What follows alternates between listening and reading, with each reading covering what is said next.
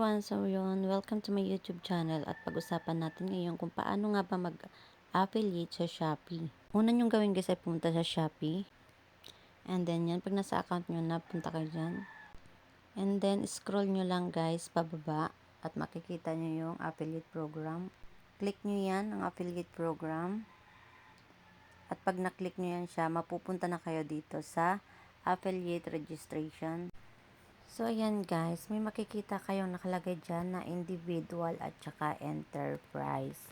So, as long as hindi naman kayo wala naman kayong company or wala naman kayong negosyo, so, syempre, dun lang tayo sa individual. If meron naman, dun kayo sa enterprise. So, ayan guys, i-click natin yung individual. So, as you can see guys, may mga platform dyan. Like TikTok, Instagram, and Facebook. Pipili kayo dyan kung saan nyo i-promote yung mga yung product mo or yung link mo dyan sa Shopee Affiliate.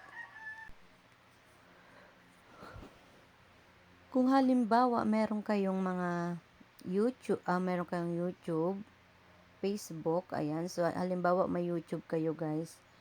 So i-click nyo yung ad and then i-copy paste nyo yung link ng inyong YouTube.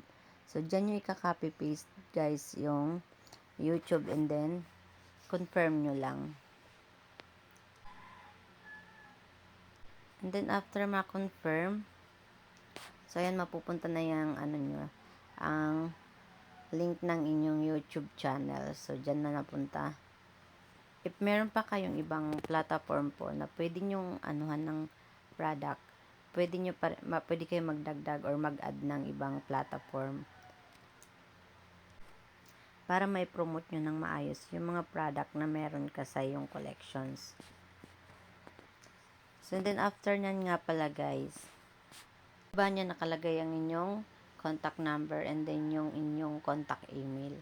Dapat ilalagay nyo yung mga tamang details ng inyong contact number at ng inyong email para mas mabilis kayong maaprobahan.